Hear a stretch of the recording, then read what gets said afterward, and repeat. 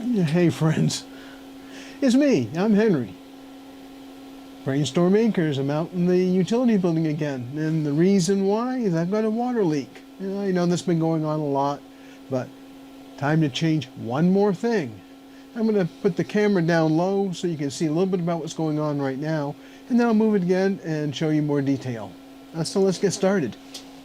Now, our water tanks are up on top of the hill, and the bottom of the tank is about 3.5 feet above the floor level here, which means if there's any water in the tanks and I leave this valve open right here, the water's going to come on up, and my objective here is to remove a fitting.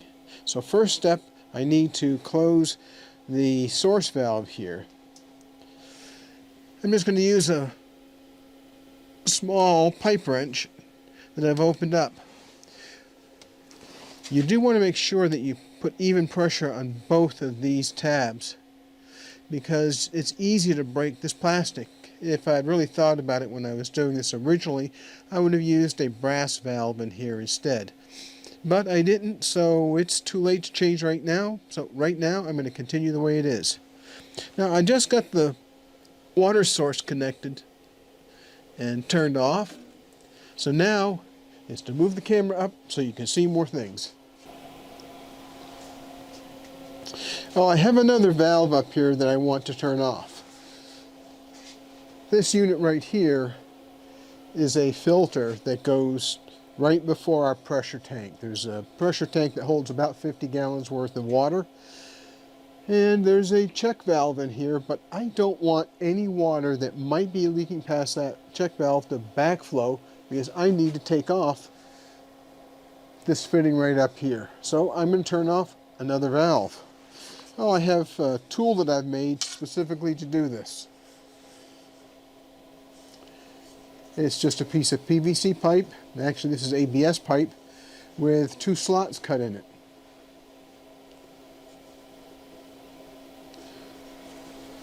And the way I use this is I put it onto the valve handle, and now I can turn it.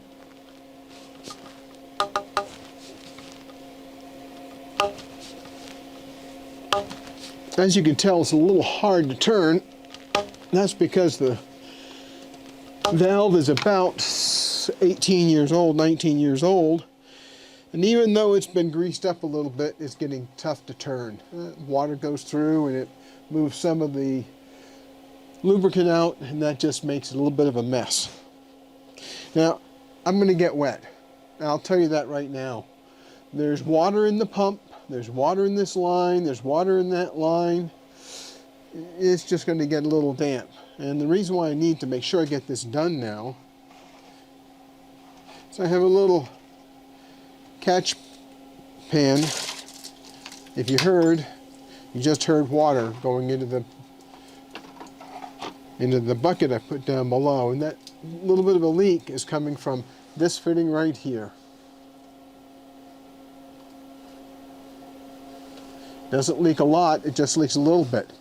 But what's happened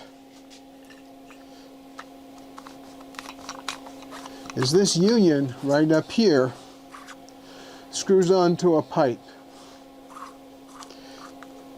And that's the way it has to work. But I have this replacement. This piece right here got expanded by the heat of that pipe. And what happens is the pipe will start to stretch a little bit, it'll heat, and this plastic will deform. Now, I learned to buy these fittings in multiples. I don't have a regular plumbing store that I can go to that's a commercial plumber. There's one that I can go to in Flagstaff that will let me in, but I have to buy in too large a quantity. But if you go to Ace Hardware, True Value Hardware, Home Depot, Lowe's, they all buy fittings. I'm not going to say from the lowest price supplier, but pretty much the lowest price supplier.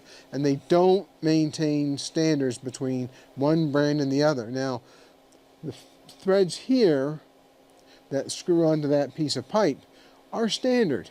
There's no problem with those fitting. But what's not standard between the various unions are these threads right here.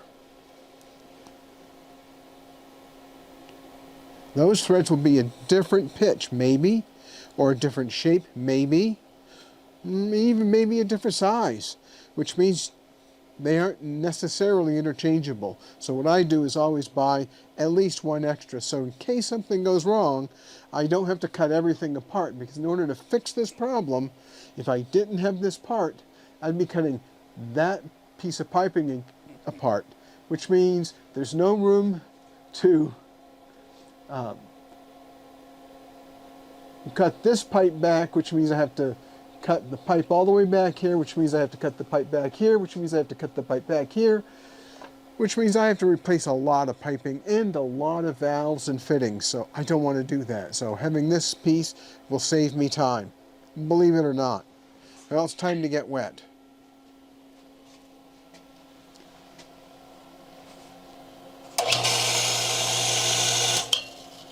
Now there's a good warning.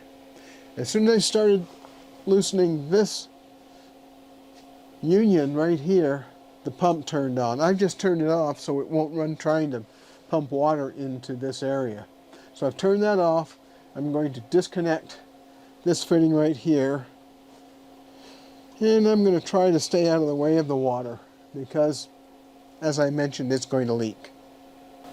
Well, now, see if it's done. See if I got that completely disconnected. I do.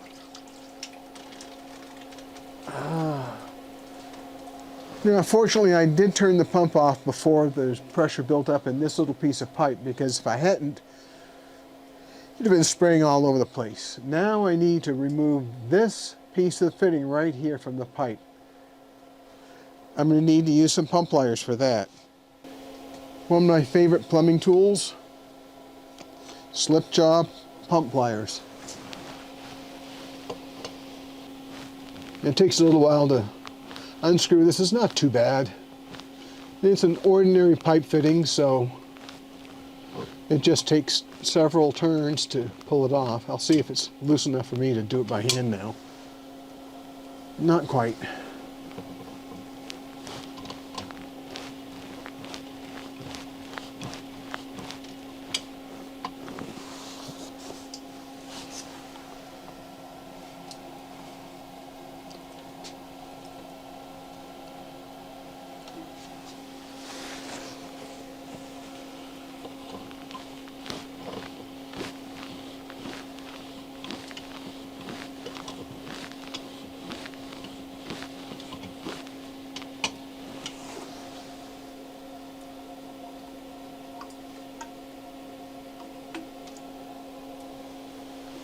Well, I have that piece of the union fitting off.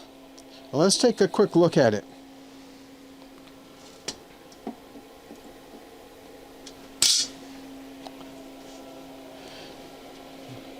If you look closely, you can see that there's a little bit of expansion on these two sides. So it's a little bigger at this end than it is at the other end.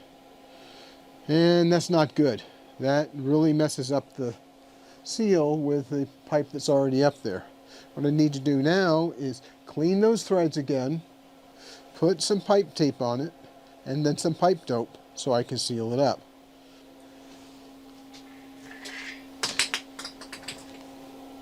Now I'm going to save this because it has an O-ring on it. I want to make sure I have the O-ring available in case an O-ring someplace else wears out. I'm just unwinding the Teflon tape that went onto those threads. I have one more piece to unwind. Now this pipe is rusted some. That's inevitable when you have water in contact with iron pipe.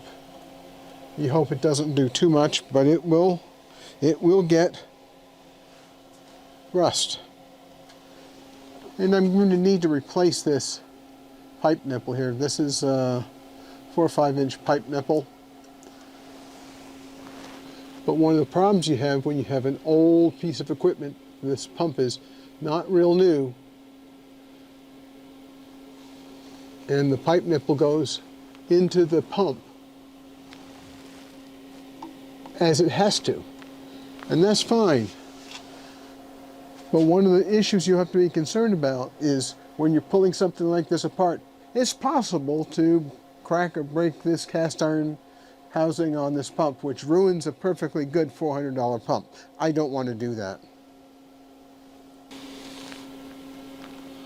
Make sure I get all the tape off. Peel off as much of the pipe dope as I can. I don't want there to be any lumps or bumps on those threads that could cause the new piece of the fitting to spread more than it should. All right, I'm going to go ahead and finish cleaning up those threads. I'll bring you back when that's done.